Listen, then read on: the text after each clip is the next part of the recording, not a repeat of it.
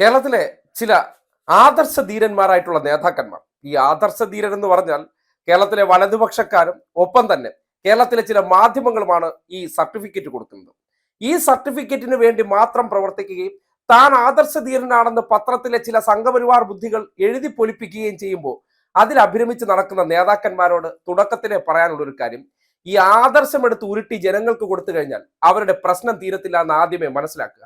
ഒരു ഇടതുപക്ഷ സർക്കാർ ഭരിക്കുന്ന സന്ദർഭങ്ങളിൽ അവർ ആദർശം കൊണ്ടല്ല, എങ്ങനെയൊക്കെ ഈ നാട്ടിലെ ജനങ്ങൾക്ക് വേണ്ട അടിസ്ഥാന സൗകര്യങ്ങൾ ഒരുക്കാം, അവർക്ക് വേണ്ട കാര്യങ്ങൾ ചെയ്തു കൊടുക്കാൻ പ്രാഥമികമായി വേണ്ടത് ആദർശം എടുത്ത് ഉരുട്ടലല്ല, അതിന് വേണ്ടത് ഫണ്ടാണ്. ഈ നാട്ടിലെ നികുതിപ്പണം GST മുഖേന കേന്ദ്രം കൊണ്ടുപോവുകയാണ്. കേന്ദ്രം കൊണ്ടുപോയതിനു ശേഷം അതിൽ പല കാര്യങ്ങൾ പറഞ്ഞുകൊണ്ട്, ബ്രാൻഡിങ്ങിന്റെ കാര്യം പറഞ്ഞുകൊണ്ട് ആ ഫണ്ട് തരാതിരിക്കുമ്പോൾ പല സന്ദർഭത്തിൽ വേണ്ട എന്ന് വിചാരിച്ചുകൊണ്ട് മുന്നോട്ട് പോകാൻ പരിശ്രമിച്ചിട്ടുണ്ട്. മുന്നോട്ട് പോകുമ്പോൾ ഓരോ മേഖലയിലും ഫണ്ടിന്റെ ഷോർട്ടേജ് ഉണ്ടാകുമ്പോൾ, പുതിയ GST പരിഷ്കരണം വന്നപ്പോൾ വീണ്ടും 10,000 കോടി രൂപയുടെ നഷ്ടമാണ് ഈ നാടിന് ഇനിയുള്ള കാലങ്ങളിൽ വരാൻ പോകുന്നത്.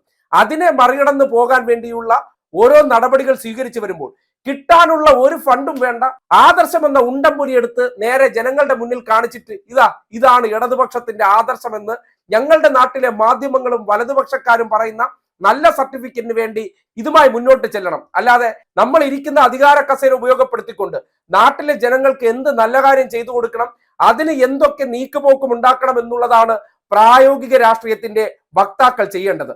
ഇന്നത്തെ കാലഘട്ടത്തിൽ പ്രായോഗിക രാഷ്ട്രീയത്തിന്റെ വക്താക്കളായി മാറേണ്ടതാണ് ഓരോ രാഷ്ട്രീയക്കാരും. ഈ ആദർശം എന്ന ഉണ്ടംപൊരിയും മാധ്യമങ്ങൾ കൊടുത്തിട്ടുള്ള ക്ലീൻ സർട്ടിഫിക്കറ്റും വെച്ചുകൊണ്ട് പന്ന്യൻ രവീന്ദ്രൻ തിരുവനന്തപുരം കോൺസ്റ്റിറ്റ്യുവൻസിയിൽ ഇക്കഴിഞ്ഞ ലോക്സഭാ തെരഞ്ഞെടുപ്പിൽ മത്സരിച്ചു. എന്തായിരുന്നു ആ ആദർശം കണ്ടിട്ട് ജനങ്ങൾ കൊടുത്തിട്ടുള്ള പ്രതികരണം? അതിനെക്കുറിച്ച് ചിന്തിച്ചിട്ടുണ്ടോ? അപ്പോൾ നിങ്ങൾക്ക് വേണമെങ്കിൽ ബാക്കിയുള്ള 18 ഇടങ്ങളിലും എന്ത് സംഭവിച്ചു എന്ന് ചോദിക്കാം.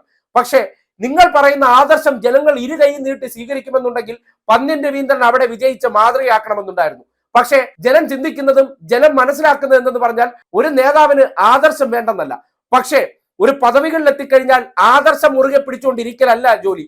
ആ പദവിയിൽ ഇരുന്നു കൊണ്ട് ജനങ്ങളെ ഏതൊക്കെ തരത്തിൽ സഹായിക്കാൻ കഴിയും, അതിന് അവർക്ക് ബുദ്ധിമുട്ടുണ്ടാകാതിരിക്കാൻ പ്രവർത്തിക്കണമെന്നുണ്ടെങ്കിൽ അതിന് വേണ്ടത് ബേസിക് ആയിട്ട് ഫണ്ട് തന്നെയാണ്. ആ ഫണ്ട് ഏത്? കേന്ദ്ര ഫണ്ട്. ആ കേന്ദ്ര ഫണ്ട് എന്താണെന്ന് സതീശൻ പറഞ്ഞൊരു വാചകം നിങ്ങളെ ഒന്ന് ഫില്ല് ചെയ്യാൻ കേൾപ്പിക്കുകയാണ്. കാര്യം ഇപ്പോ സതീശന്റെ സർട്ടിഫിക്കറ്റ് വേണം, BJPയുടെ സർട്ടിഫിക്കറ്റ് വേണം, മാപ്രകളുടെ സർട്ടിഫിക്കറ്റ് വേണം. ഇതിലൊക്കെയാണല്ലോ CPI നേതാക്കന്മാർ ബ്രാൻഡഡ് ആയി മാറാൻ ആഗ്രഹിക്കുന്നത്.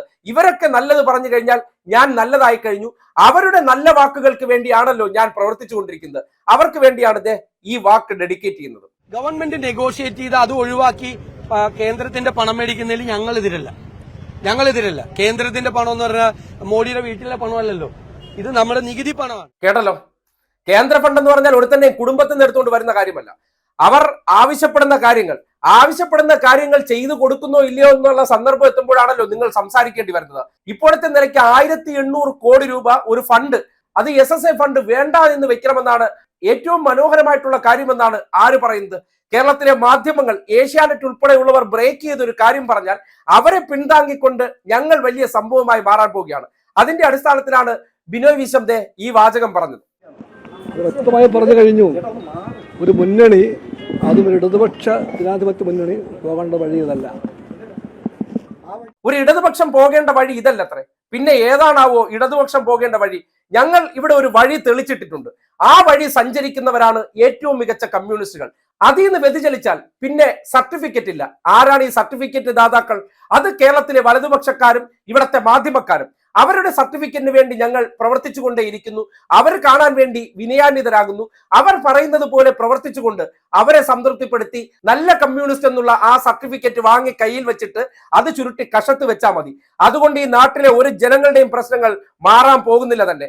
ഇവർ പറയുന്ന കഥകൾ, ഇവർ സൃഷ്ടിക്കുന്ന RSS ബാന്ധവം, അത് എന്ത് ലക്ഷ്യത്തിലാണെന്ന് മനസ്സിലാക്കാൻ ശേഷിയില്ലാത്ത CPIയുടെ നേതാക്കന്മാർ ഇന്നത്തെ കാലഘട്ടത്തിനെ സംബന്ധിക്കുന്നിടത്തോളം രാഷ്ട്രീയത്തിന് തന്നെ ഗുണകരമല്ലാത്തവരെന്ന് പറയേണ്ടി വരികയാണ്. കാര്യം വയനാടുമായി ബന്ധപ്പെട്ട് നമ്മുടെ ഫണ്ടിന്റെ ഷോർട്ടേജ് നിങ്ങൾക്ക് ആ സമയത്ത് മാധ്യമങ്ങൾക്ക് വിരുദ്ധമായി പറയാൻ ഒരിടമില്ല, അല്ലെങ്കിൽ നിങ്ങൾ പറഞ്ഞിട്ടുണ്ടെങ്കിൽ അത് ആരും കേട്ടിട്ടുമില്ല.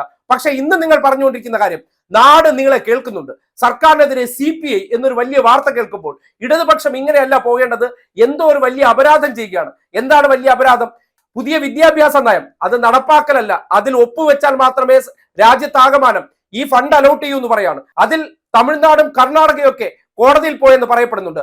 തമിഴ്നാടും കർണാടകയും പോലെ അല്ല ഒരു കേരള സംസ്ഥാനമെന്ന് മനസ്സിലാക്കാനുള്ള സാമാന്യ ലോജിക്കെങ്കിലും ഈ കമ്മ്യൂണിസ്റ്റ് എന്ന പേരിൽ ആദർശ കുപ്പായം ഇട്ട് നടക്കുന്ന ചിലർ മനസ്സിലാക്കേണ്ടതുണ്ട്. RSS കേന്ദ്രം ഭരിക്കുന്നു, അല്ലെങ്കിൽ RSSന്റെ നിയന്ത്രണത്തിലുള്ള സർക്കാർ കേന്ദ്രം ഭരിക്കുന്നതുകൊണ്ട് നമ്മൾ അവരുമായിട്ട് ബന്ധപ്പെട്ട് എന്തെങ്കിലുമൊക്കെ ഒപ്പിടുകയോ ഫെഡറൽ സംവിധാനത്തിനനുസരിച്ച് നമ്മുടെ നാട്ടിൽ നിന്ന് പിരിച്ചുകൊണ്ടുപോകുന്ന പണം മേടിച്ചു കഴിഞ്ഞാൽ അത് അവർ തമ്മിലുള്ള ബാന്ധവമാണെന്ന് പറഞ്ഞു വെച്ചാൽ ഞങ്ങൾക്ക് അതിൽ കറപുരളും. അതുകൊണ്ട് ജനങ്ങളുടെ മുന്നിൽ മാധ്യമങ്ങൾ തരുന്ന ആദർശ കുപ്പായം ഇട്ടിരിക്കുന്നുണ്ട്, ഞങ്ങൾക്ക് അതിൽ നിന്ന് മാറി നിൽക്കാനേ പറ്റുള്ളൂ.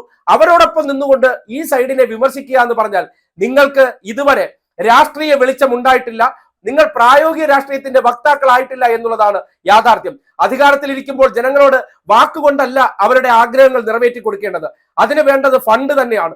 ആ ഫണ്ട് നമ്മുടെ നാട്ടിൽ നിന്ന് പിരിച്ചെടുത്തുകൊണ്ട് പോകുന്ന ഫണ്ടിനെ ഓരോ കാര്യങ്ങൾ പറഞ്ഞ് തട്ടിത്തെറിപ്പിക്കാൻ പരിശ്രമിക്കുമ്പോൾ നിങ്ങൾ ആദർശം പറഞ്ഞ് ആ വിഷയത്തിൽ കൈയും കെട്ടി നോക്കിയിരിക്കണം. അതാണ് ഹീറോയിസം. അതിനുശേഷം ജനങ്ങൾക്ക് കിട്ടാതെ വരുമ്പോൾ അവർ നെഗറ്റീവായി, അല്ലെങ്കിൽ അവർ ഈ സർക്കാർ സംവിധാനങ്ങളെ അന്നത്തെ കാലഘട്ടത്തിൽ ഇവർ ഇതാ സർക്കാർ വീഴ്ച വരുത്തി എന്ന പ്രചരണം നടത്തുമ്പോൾ അവർക്കൊപ്പം നിന്നുകൊണ്ട് വിമർശിക്കാൻ നിൽക്കുന്ന നിങ്ങൾ ചെയ്യുന്നത് ഒരുതരം യൂദാസിന്റെ പണിയാണ്. ആ യൂദാസിന്റെ പണി ചെയ്യുന്ന CPI-ക്കാരോട് പറയാനുള്ള ഒരൊറ്റ കാര്യമേ ഉള്ളൂ, ജനങ്ങൾക്ക് വേണ്ടത് ആദർശത്തിന്റെ ഉണ്ടംപൊരിയല്ല. അവരുടെ ജീവൽ പ്രശ്നങ്ങൾ പരിഹരിക്കാൻ വേണ്ടി അവർ കൊടുക്കുന്ന നികുതി അവരുടെ ജീവിതത്തിന് വേണ്ട കാര്യങ്ങൾക്ക് എത്തിച്ചു കൊടുക്കുക എന്നുള്ളതാണ്. അതിന് കേന്ദ്രം ഭരിക്കുന്നവർ ഇനിയും 4 വർഷം ഭരിക്കുന്നവരാണ്.